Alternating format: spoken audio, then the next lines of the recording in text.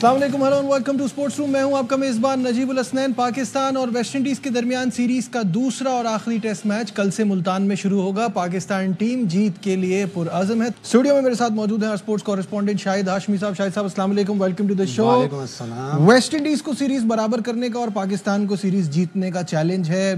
पाकिस्तान के लिए ईजी है, कंडीशन भी हमारे मतलब की और उसको हम और मतलब का बना लेते हैं। क्या लग रहा है आपको, टीम क्या होगी? क्योंकि अब वैसे तो आ जाता है, मेरा ख्याल है रात तक आ ही जाएगा। दूसरा ऑप्शन आपका ज़्यादा सही है कि पाकिस्तान को 2-0 ये सीरीज जीतने के लिए पाकिस्तान फेवरेट भी है। पाकिस्तान ने अपनी कंडीशंस भी बनाई है और आज की दोनों प्रेस कॉन्फ्रेंस देखकर बड़ी खुशी भी हुई कि उस मौक़िफ़ की तायद की कि आकिब जावेद ने भी कहा कि लोगों को अगर प्रॉब्लम है, पाकिस्तान टेस्ट मैच जीत रहा है स्पिनर्स के ज़रिए और वो लोग ये कह रहे हैं कि फास्ट बॉलर से जीतेंगे तो पाकिस्तान की क्रिकेट आगे जाएगी, स्पिनर से जीतेंगे तो बैकवर्ड आएगी, बिल्कुल गलत है। हमें ड्रास्टिक मेजर्स लेने थे। अगर हम ये 1-1.5 साल पहले कर लेते तो आज हम वर्ल्ड टेस्ट चैंपियनशिप के फाइनल की दौड़ में होते।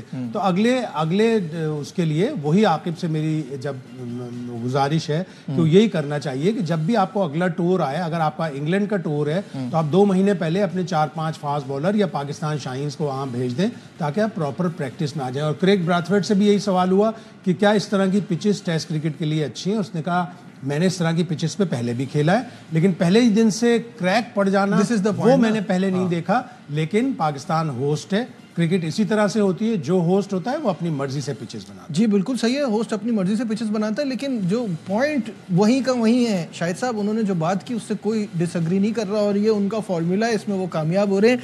जीत हर किसी को अच्छी लगती है। पॉइंट ये है कि फिर इसके बाद आगे हमें कहीं ना कहीं बैलेंस तो बनाना होगा ना कि हम बाकी चीजें भी अच्छी करें ना। आप बनाएंगे जब आपको सीरीज डिफरेंट आएगी। आप साउथ अफ्रीका गए, आकिब ने इसका जवाब दिया, आप साउथ अफ्रीका गए तो आपने स्पिनर सेलेक्ट नहीं किया, आपने फास्ट बॉलर से क्रिकेट खेली, आपकी थोड़ी सी बैड लक रही। या आप अगर प्रॉपरली प्लान करते, आपने शाहीन और नसीम को इसलिए रेस्ट दिया कि आप शाहीन और नसीम को फ्रेश चैंपियंस ट्रॉफी में और ट्राई सीरीज में लाना चाह रहे हैं, आपने वहां पे उनको रेस्ट दे दिया। अगर दोनों में से एक को एक टेस्ट मैच खिला लेते तो शायद पाकिस्तान डिफरेंट रिजल्ट आता। और वो जो आखिरी विकेटों पर पाकिस्तान ने रन्स बनवा दिए पहले टेस्ट मैच में सेंचुरियन में, शायद वो ना होता अगर आपकी प्रॉपर प्लानिंग होती। तो आपको हर सीरीज के लिए अलग प्लानिंग करनी पड़ेगी। बिल्कुल पाकिस्तान वो मुल्क नहीं है ऑस्ट्रेलिया जहां पे आप बैलेंस के साथ खेलेंगे हर चीज। पाकिस्तान को ड्रास्टिक मेजर इसलिए लेने पड़े कि 3 साल में आप 11 टेस्ट मैच विनलेस थे। आप बिल्कुल सही कह रहे हैं। इसी डिस्कशन में हमें ज्वाइन करें farmer fast bowler Abdul Rauf. Rauf अस्सलाम वालेकुम। जी वालेकुम सलाम। रऊफ, बात हो रही है जो कल टेस्ट मैच शुरू होने वाला है उसके हवाले से आप क्या देख रहे हैं? क्या टीम खिलाई जाएगी और क्या चांसेस नजर आ रहे हैं? देखिए, मेरा ख्याल है कि ऑलमोस्ट सेम ही टीम होगी और इसमें कोई इतने ज्यादा कोई चेंजिंग वगैरह नहीं होगी, क्योंकि आप जो डोमिनेट कर रहे हैं वो पाकिस्तान के दोनों स्पिनर्स कर रहे हैं। और अगर आप पास में इंग्लैंड की सीरीज उठाकर देखें, लास्ट 2 टेस्ट मैचेस और फिर अभी ये लास्ट टेस्ट मैच जो वेस्ट इंडीज के खिलाफ हुआ, तो उसमें साजिद खान और नमाज ने ही डोमिनेट किया और फास्ट बॉलर्स की मेरा नहीं ख्याल की कोई अभी प्लेस बनेगी। फिर जहाँ तक बैटिंग का ताल्लुक है तो उसमें हुरैरा को डेफिनेट अब्दुल्ला शफीक की जगह पे शामिल किया गया था और साइम अयूब अनफिट हुए हैं। तो अब हुरैरा को मेरा नहीं ख्याल कि इतनी जल्दी एक टेस्ट मैच के बाद उसको टीम से बाहर करना चाहिए या किसी दूसरे को चांस देना चाहिए। अगर आपने किसी यंगस्टर को चांस दिया तो फिर उसको पूरी अपॉर्चुनिटी देनी चाहिए और उसको कम से कम ये सेकंड टेस्ट मैच तो हर सूरत में उसको देना चाहिए। मुझे लग रहा है जैसे मैं बताना भूल गया, मुझे लग रहा है जैसे खुर्रम शहजाद को ड्रॉप करके इमाम उल हक को चांस देंगे तो फिर हुरैरा कहाँ जाएगा?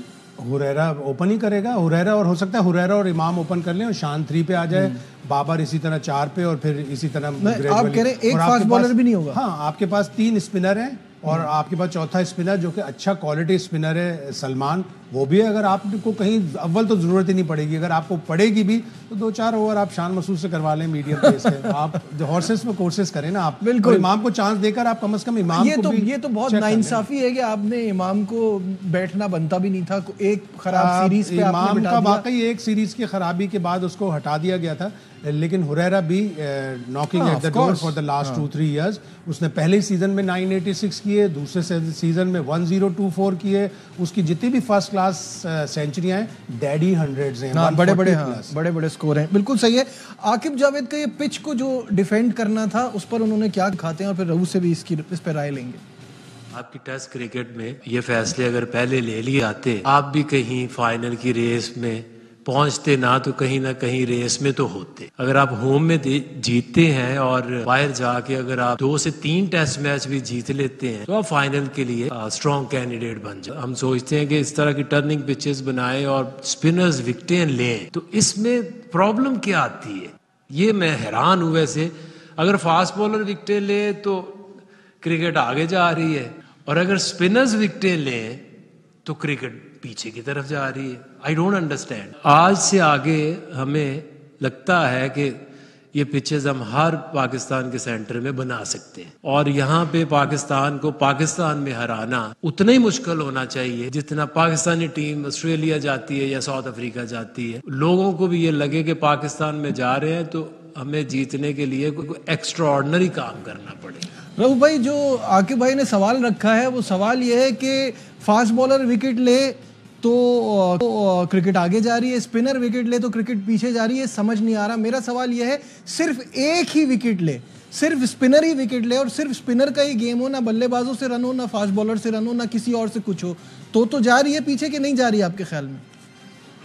देखिए, मेरा ख्याल है कि बिल्कुल बेसलेस बातें हैं, और एक इतना ज्यादा खेले हुए आदमी को और जिसने इतनी ज्यादा टेस्ट क्रिकेट के लिए इस तरह की बातें नहीं करनी चाहिए। अगर आप ट्रू पिचे बनाए और ट्रू पिच के ऊपर अगर एक फास्ट बॉलर परफॉर्म करता है, 10 विकेट लेता है, तो डेफिनेट उसमें एबिलिटी है और उससे जो टेक्निक है उसके टेस्ट में वो कामयाब होता है। और अगर एक ट्रू पिच पे एक स्पिनर है, हमारे जो पास में स्पिनर्स रहे हैं, ग्रेट अब्दुल कादिर रहे हैं, सिकलान मुश्ताक या मुश्ताक अहमद, उन्होंने इंग्लैंड, ऑस्ट्रेलिया, न्यूजीलैंड, उन्होंने हर जगह पे अपना जो एहलियत है उसको साबित किया है और उन्होंने हर जगह पे विकेटें ली है। इसका मतलब ये नहीं है कि अगर आपने स्पिनर प्रोड्यूस करने हैं तो आप कोई इस तरह की पिचें हैं उनको इस तरह से रफ करके बनाना शुरू कर दें और वहाँ पे उसको उनकी प्रिपरेशन इस तरीके से शुरू कर दें कि ना तो आपका बैट्समैन वहाँ पे कोई स्कोर कर सकता है और ना आपका फास्ट बॉलर वहाँ पे कोई खेल सकता है।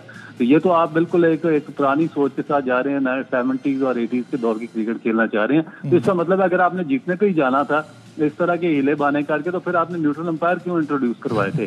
फिर और दूसरी चीजें क्रिकेट में क्यों आई हैं? और जहां तक आप एग्जांपल दे रहे हैं ऑस्ट्रेलिया की या इंग्लैंड की पिचेस की, तो आप देखें कि आप इंग्लैंड के जो ग्राउंड है, लॉर्ड्स की पिच, वो सीम बॉलर को सपोर्ट करती है।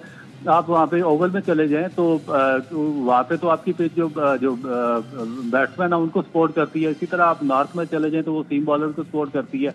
ऑस्ट्रेलिया में सिडनी हमेशा से सीम बॉलर के लिए फेवरेट रहा है। जो पर्थ जो उसको मेलबर्न की पिच पे उस पर दो स्पोर्टिंग पिच रही है, बैट्समैन भी स्कोर करते रहे हैं। जो अच्छा बॉलर था उसने भी 10 विकेटें ली हैं और जो स्पिनर अच्छा था उसने मैच जितवाए हैं। तो इसका मतलब ये नहीं कि उन्होंने इस तरह की प्रिपरेशन एक अजीबोगरीब किस्म की उन्होंने स्टोरियां गढ़ना शुरू कर दी हैं जब आपके पास कुछ भी नहीं है। आप जा किधर हैं? मुझे असल चीज की ये समझ नहीं आ रही कि अगर आप बगैर फास्ट बॉलर की क्रिकेट खेलेंगे तो आप अपनी क्रिकेट को 21वीं सदी में कहां पर ले जाना चाहते हैं और कहां पर पहुंचाना चाहते हैं?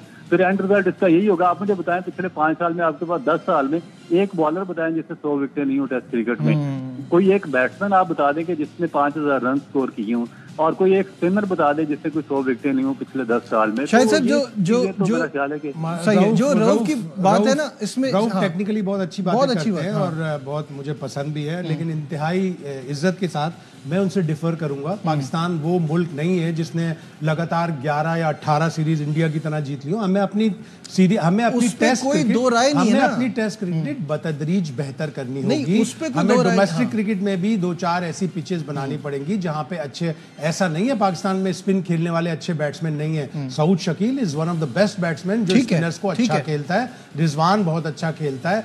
बाबर नहीं खेल पा रहा, बाबर लेफ्ट आर्म स्पिनर्स को नहीं खेल पा रहा। तो आपको बतदरीज अपनी क्रिकेट बेहतर करनी पड़ेगी। आज मैं ये देख के हैरान हो रहा था कि शाहीन शाह अफरीदी का टेस्ट करियर खत्म हो गया। नहीं भाई, टेस्ट करियर खत्म नहीं हुआ, उसको रेस्ट दिया है चैंपियंस ट्रॉफी के लिए। अभी लिमिटेड ओवर्स की गेम शाहीन शाह अफरीदी को भी विकेट नहीं मिलती। तो अब आपको अगला अगर टूर 2026 में या 2025 में साउथ अफ्रीका के खिलाफ होस्ट करना है यहाँ पे, तो आपको अपनी क्रिकेट बतदरीज बेहतर करनी पड़ेगी। इस पे तो कोई डिबेट ही नहीं है ना कि हम इस दलदल में फंसे हुए थे, हमें निकलना था, ये बहुत अच्छा फॉर्मूला था।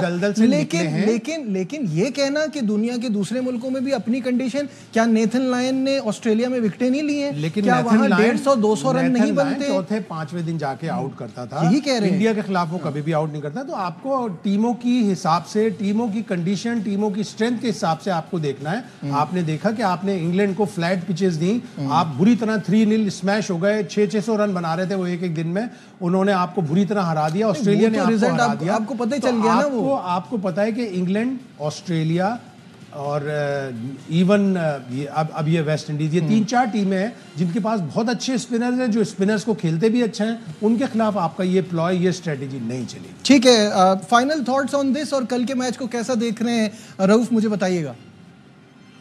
देखिए, मेरा ख्याल है कि कल का मैच भी वैसे ही होगा जिस तरह पहले मैचेस होते रहे हैं और उसमें स्पिनर्स ही डोमिनेट करेंगे और इसमें नो डाउट कि जो वेस्ट इंडीज के फास्ट बॉलर हैं उन्होंने बहुत ही आउटस्टैंडिंग बॉलिंग की है और इस पिच के ऊपर भी उन्होंने अपना एक इम्पैक्ट क्रिएट किया है और मेरा ख्याल है कि अगर पाकिस्तान भी एक आध फास्ट बॉलर को उससे ओवर करवाए तो इसमें कोई मजाका नहीं है। दूसरी जानब जहाँ तक बात है, ये जो नेगेटिव सोच है ये कास्ट करती है आपके अपने कंट्री को ही एंड पे।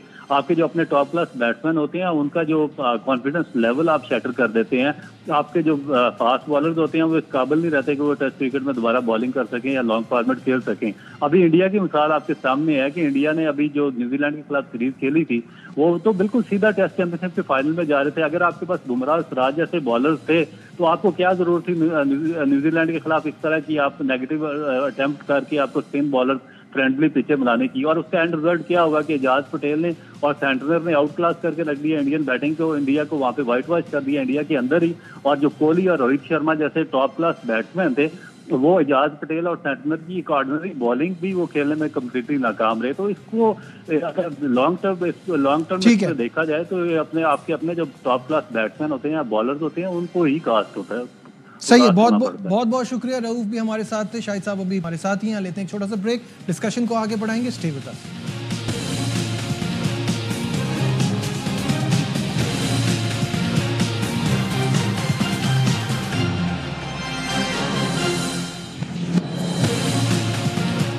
Welcome back once again to Sports Room. Shahid साहब, सवाल वही है जो सबके जहन में है कि सारी टीमें आ गई, पाकिस्तान की टीम नहीं आई, ये क्या ऐसा छुपा रहे हैं, क्या ऐसा बना रहे हैं कि अब तक अनाउंस नहीं कर रहे हैं? ये लोग अभी तक साइम अयूब की मेडिकल रिपोर्ट्स का इंतजार कर रहे हैं। वो डॉक्टर जफर इकबाल जो मशहूर इंग्लिश प्रीमियर लीग के स्पोर्ट्स मेडिसिन के चैम्पियन हैं, अब आर्सेनल के साथ हैं, उनके पास वो ट्रीटमेंट उसकी हो रही है।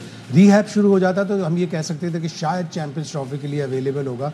मेरी इतला तो ये है कि Saim Ayub is out of the Champions Trophy, लेकिन स्टिल वो शायद मेडिकल रिपोर्ट्स का इंतजार कर रहे हैं, एक आध और चीज़ का होगा। लेकिन यू हैव अंटिल February 11। हो सकता है इन्होंने कोई प्रोबेबल्स भेज दी हो, हालांकि नहीं लगता अब वो रिक्वायरमेंट नहीं रही कि मैंडेटरी है कि आप प्रोबेबल्स भेजें या सब कुछ करें। तो 11 फरवरी तक आप अनाउंस कर सकते हैं। 11 फरवरी के बाद आप फिर उसमें चेंज करेंगे तो आपको मेडिकल जो कमेटी होती है उससे इजाजत। लेकिन मुझे जो मेरा जो पॉइंट है, जैसे हिंदुस्तान ने अनाउंस किया तो उन्होंने बुमराह पे सब्जेक्ट टू फिटनेस रखा, नहीं होंगे तो हर्षित राणा का नाम उन्होंने उसमें डिस्कस कर दिया।